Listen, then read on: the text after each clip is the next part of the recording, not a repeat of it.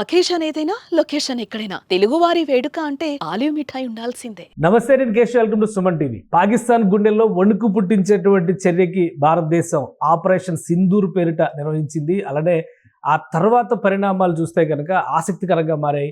Defence forces ఈ operation నిర్వహణకి సంబంధించి lead చేసిన టీంని ఇంట్రడ్యూస్ చేయడము, దేశవ్యాప్తంగా జరిగినటువంటి విద్రోహ చర్యల్ని ఎండగట్టే రీతిలో జరిగినటువంటి ప్రెస్ కాన్ఫరెన్స్ అందరినీ కదిలించింది. ముఖ్యంగా శత్రువుల గుండెల్లో దడబుట్టిస్తున్నటువంటి సందర్భం ఇది. అసలు ఆర్మీ ఆఫీసర్స్ ఒక ఆపరేషన్ లీడ్ చేయాలంటే ఏం చేస్తారు? ఇద్దరు మహిళా అధికారుల్ని ఈ ఆపరేషన్ కోసం కేంద్రం ఎందుకు ఎంచుకుంది? అలానే లక్ష్యాన్ని రీచ్ అయ్యే క్రమంలో మన క్షిపణులు చేసినటువంటి విధ్వంసం ఎలాంటిది? వీటిని చర్చించేటువంటి ప్రయత్నం చేద్దాం. మనతో పాటు కల్నల్ శ్యామ్ విజయ్ సింహ గారు ఉన్నారు, రిటైర్డ్ కల్నల్.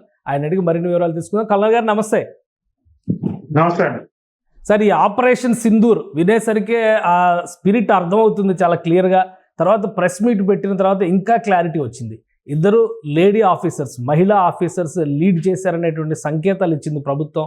ఎందుకు ఇద్దరిని ప్రజెంట్ చేశారు? ఈ రీజన్స్ని ఏ విధంగా మనం అనలైజ్ చేయొచ్చు? ఇప్పుడు అక్కడ పహల్గామ్ లో జరిగిన దానికి వ్యతిరేకంగా ప్రతీకార చర్యగా మనకి ఆపరేషన్ సింధూర్ జరిగింది. పహల్గామ్ లో టెర్రరిస్ట్ చేసిన కార్యం ఏంటంటే వాళ్ళ లేడీస్ ముందే వాళ్ళ హస్బెండ్స్ ని, అంటే ఆడవాళ్ళ ముందే వాళ్ళ హస్బెండ్స్ ని కాల్చి చంపేశారు. అక్కడ మనం అంటే వీళ్ళు అబలల్లాగా వాళ్ళు ట్రీట్ చేశారు అన్నది ఒక ప్రతీక. రెండు, చూడు మీ హస్బెండ్స్ ని చంపేసాం, ఇప్పుడు మీకు దిక్కు లేదన్న లెవెల్లో చెప్పడం ఉంది. సో మనం నారీ శక్తి అంటే మన ఆడవాళ్ళు ఎంత పవర్ఫుల్, ఎంత స్ట్రాంగ్ అని చూపించడానికే ఈ ఆపరేషన్ పేరు కూడా ఆపరేషన్ సింధూర్ అని పెట్టారు. ఇప్పుడు మీకు ఈరోజు ప్రెస్ మీట్ లో కూడా చూపించిన ఇద్దరు లేడీ ఆఫీసర్స్ దానికే ప్రతీక. వాళ్ళు స్పష్టంగా క్లియర్ గా మనం ఏం చేసాం, ఎట్లా చేసాం, ఎందుకు చేసాం అనేది నిర్మోహమాటంగా నిర్భయంగా చెప్పగలిగేది చెప్పారు. సార్, ఆఫీసర్స్ గురించి కూడా చాలా ఇంట్రెస్ట్ ఉంది. అసలు ఇలాంటి ఒక ఆపరేషన్ లీడ్ చేసేటువంటి రెస్పాన్సిబిలిటీ ఏ అంశాలను దృష్టిలో పెట్టుకొని ఇస్తారు? అలానే Sofiya Qureshi, wing commander colonel Sofiya Qureshi, wing commander Vyomika Singh, వీళ్ళిద్దరి గురించి తెలుసుకోవాలని దేశం అనుకుంటుంది. మీరేమైనా చెప్పగలుగుతారా? అంటే బేసిక్ గా మనం ఆర్మీ ఆఫీసర్స్ ని, అంటే వాళ్ళ ప్రొఫైల్స్ ని అవన్నీ అట్లా వాళ్ళకి వదిలేస్తేనే బెటర్ అండి. కానీ ఇప్పుడు మనం ఇందులో ఒకటి బాగా జాగ్రత్తగా గమనించచ్చు ఏంటంటే కల్నల్ సోఫియా ఖురేషీని కూడా చూపించారు. సో మనం ఒక మెసేజ్, ఒక సార్ట్ ఆఫ్ ఇది ఇస్తున్నాం వాళ్ళకి, పాకిస్తానీ ప్రజలకి. బాబాయ్ చూడు, మా దగ్గర ఉన్న వాళ్ళు మీ వాళ్ళైనా మా వాళ్ళైనా ఎవరైనా మేము చాలా జాగ్రత్తగా చూస్తాం. మొదటి విషయం, ఆడవాళ్ళని మగవాళ్ళని అని తేడా చూపించావు, మత భేదం లేకుండా చూస్తాం మేము, మాకు అందరూ ఒకటి అన్నది స్పష్టమైన మెసేజ్ వాళ్ళకి. ఇది ఒకటి. రెండు, మీరు అడిగిన రెండో ప్రశ్న, ఆఫీసర్స్ ని ఎలా సెలెక్ట్ చేస్తారు? ఆఫీసర్ సెలెక్షన్స్ వార్ కి వెళ్ళేప్పుడు, అంటే యుద్ధానికి వెళ్ళేప్పుడు ఆఫీసర్ సెలెక్షన్ అంటూ సపరేట్ గా ఏముండదండి. మాకు యూనిట్స్ కి వస్తుంది, అది యూనిట్స్ కి ఇస్తారు. మీరు ఇక్కడి నుంచి వెళ్ళాలి, మీరు ఇది చేయాలి అని యూనిట్స్ కి ఇస్తారు రెస్పాన్సిబిలిటీ. ఆ రెస్పాన్సిబిలిటీ బట్టి ఆ యూనిట్ లో ఎవరెవరు ఆఫీసర్స్ ఉన్నారో అందరికీ అవకాశం వస్తుంది. కొంతమందికి అవకాశం వస్తుంది, కొంతమంది బ్యాక్గ్రౌండ్ లో పనిచేసే ఛాన్స్ వస్తుంది. కానీ ఎవరికి ఎక్కడున్నా కూడా వాళ్ళందరూ కలిసికట్టుగా ఒక టీం లాగా పనిచేస్తేనే మనం విజయం సాధిస్తాం. కాబట్టి ఆఫీసర్లను సపరేట్ గా సెలెక్ట్ చేసుకుని పంపించేది అట్లాంటివి ఏమి ఉండవు. యూనిట్ కి ఇస్తారు అది టాస్క్. సో ఇప్పుడు ఈ టీం లీడ్ చేయడంలో కానీ, ఈ ఆపరేషన్ విషయంలో కానీ, గతంలో ఎప్పుడు కూడా ఫ్రంట్ లైన్లో వార్ఫేర్ జరిగినటువంటి పరిస్థితిలో మనం చూస్తాం. ఇదంతా టెక్నాలజికల్గా జరిగినట్టుగా ఉంది. ఒక దగ్గర నుంచి టార్గెట్ని ఛేదించారు అని చెప్పారు. సో ఈ ఆపరేషన్ మిగతా వాటితో పోలిస్తే భిన్నమైందని చెప్పి అనుకోవచ్చా? ఎలా జరిగింది, మీ అంచనా ఏంటి? భిన్నమైంది అని అనుకోవాలండి. ఎందుకంటే మనం ఈసారి ఎల్ఏసి దగ్గరికి వెళ్ళలేదు, అసలు ఎల్ఏసి దాటలేదు, లైన్ ఆఫ్ యాక్చువల్ కంట్రోల్ మనం దాటలేదు.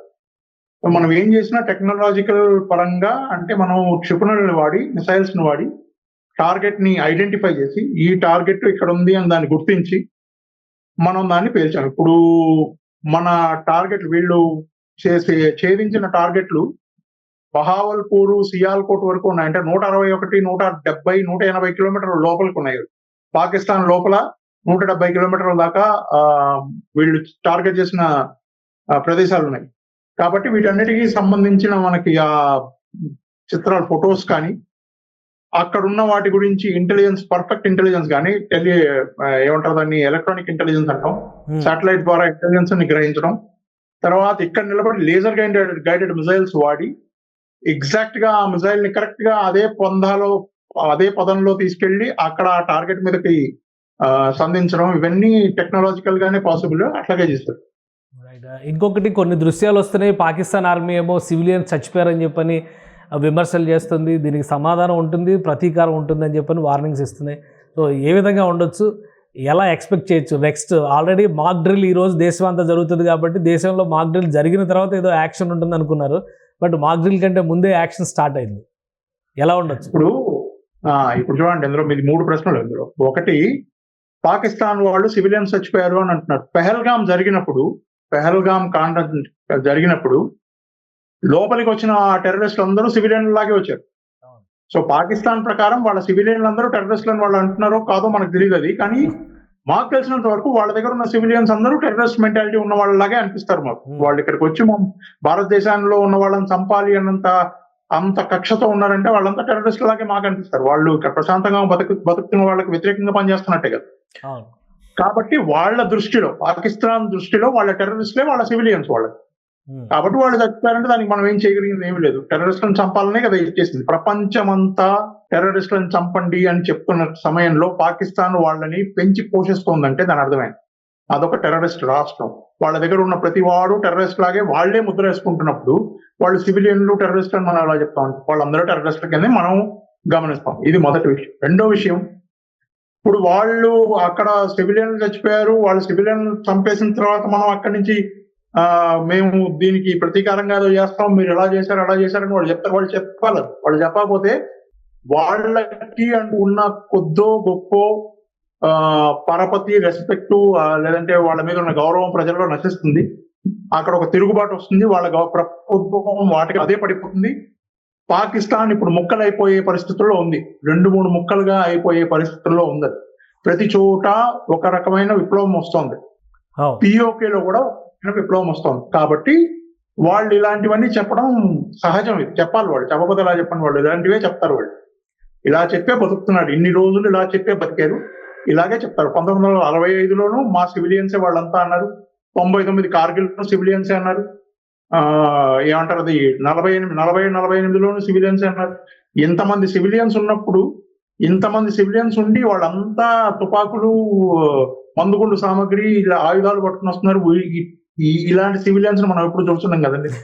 సో ఇప్పుడు మీరు దృశ్యాలు కొన్ని చూస్తున్నారు. అక్కడ బాగల్పూర్లో జరిగినటువంటి అటాక్కి సంబంధించి జైషే మహమ్మద్ హెడ్ క్వార్టర్స్, అది బిఫోర్ ఆఫ్టర్ వీడియోస్ చూస్తే క్లారిటీ వస్తుంది. నేరుగా ఆ బిల్డింగ్ పైన పడిన తర్వాత మసూద్ అజర్ ఒక స్టేట్మెంట్ కూడా రిలీజ్ చేశాడు. ఆయన ఇంకా సురక్షితంగానే ఉన్నారు, బట్ ఆయన ఫ్యామిలీ మెంబర్స్ 10 మంది చనిపోయారు అన్నారు. సో ఆ దృశ్యాలను బట్టి చూస్తే ఇంటెన్సిటీ విషయంలో కానీ భారత సైన్యం వేసినటువంటి అంచనాలకు తగ్గట్టుగా అక్కడ విధ్వంసం జరిగిందా?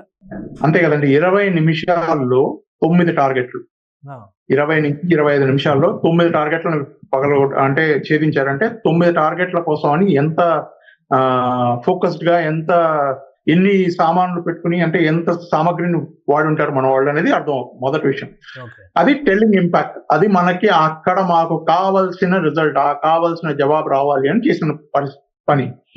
2, బహావల్పూర్ లో మర్కజ్ సుబానల్లా అని వాళ్ళది ఒక టార్గెట్, వాళ్ళదొక ఏమంటారు దాన్ని, వాళ్ళ స్థావరం, 16 నుంచి 18 ఎకరాల స్థలం.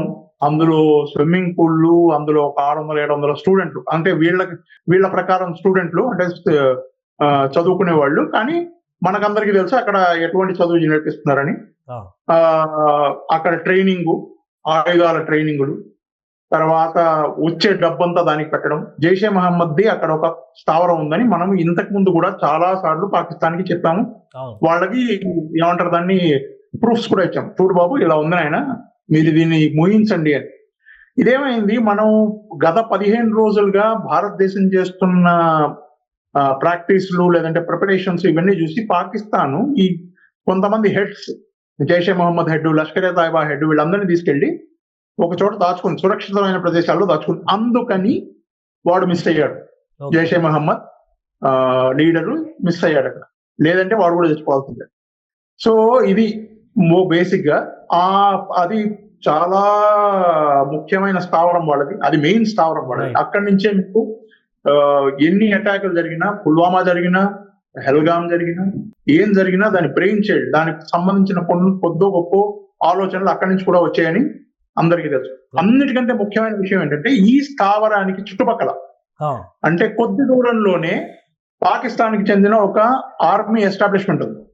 ఓకే, ఈ స్థావరానికి చుట్టుపక్కలలోనే పాకిస్తాన్ కి చెందిన ఆర్మీ ఎస్టాబ్లిష్మెంట్ ఉంది. దీన్ని బట్టే మనం మన దేశపు సైనిక ఏమంటారు దాన్ని, తెలివితేటలని మనం మెచ్చుకోవాలి. ఎందుకంటే అంత దగ్గరలో ఉన్నా కూడా వాళ్ళకు కూడా తెలియకుండా ఆ స్థావరాన్ని మనం నాశనం చేయగలిగామంటే ఎంత గొప్ప విషయం.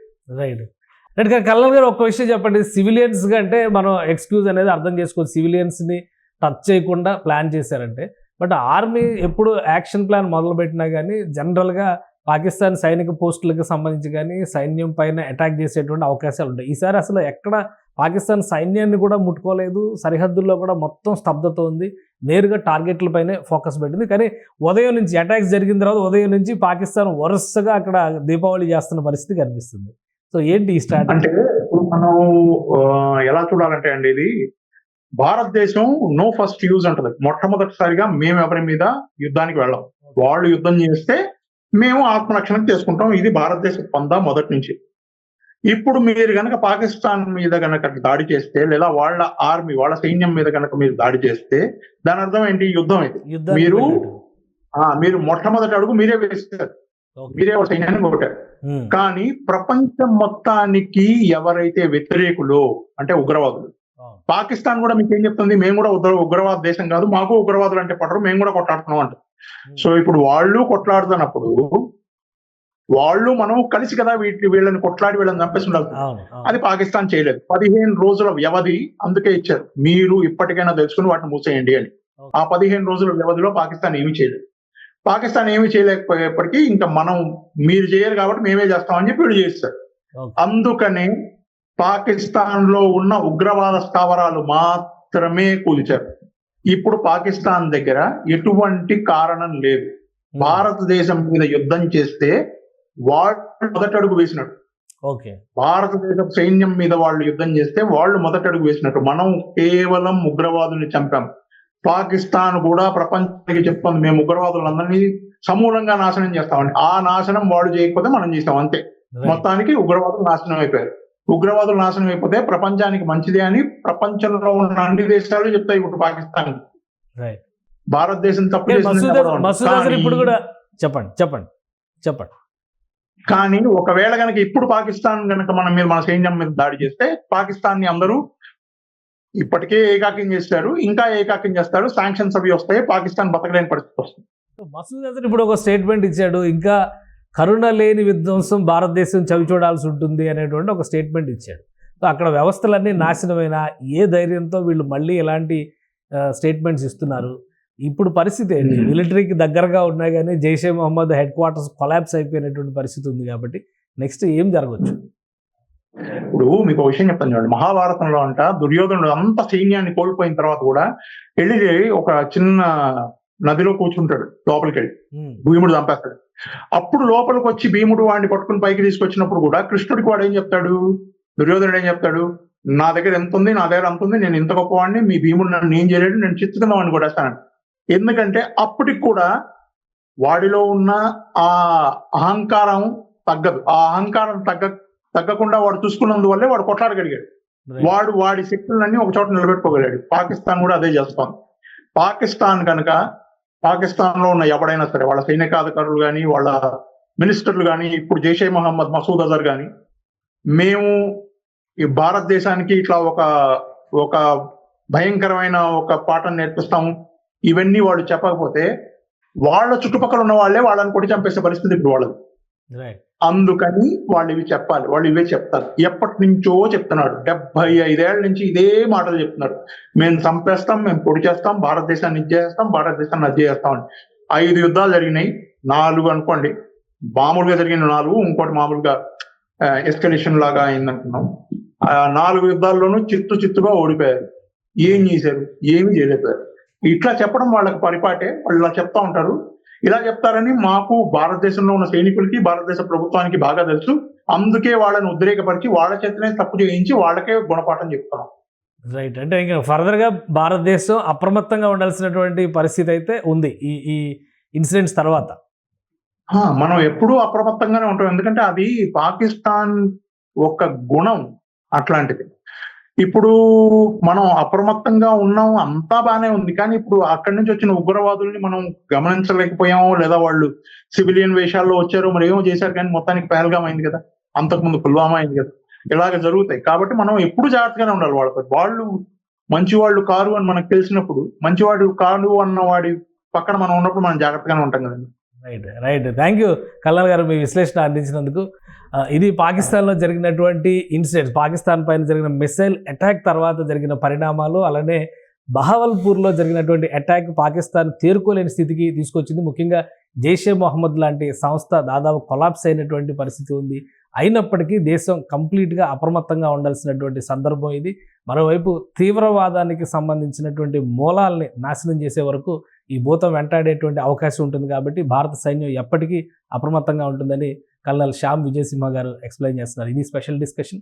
Keep watching. సుమన్ టీవీలో మీ పర్సనల్ అండ్ బిజినెస్ ప్రమోషన్స్ కోసం కింది నెంబర్కి కాంటాక్ట్ చేయండి.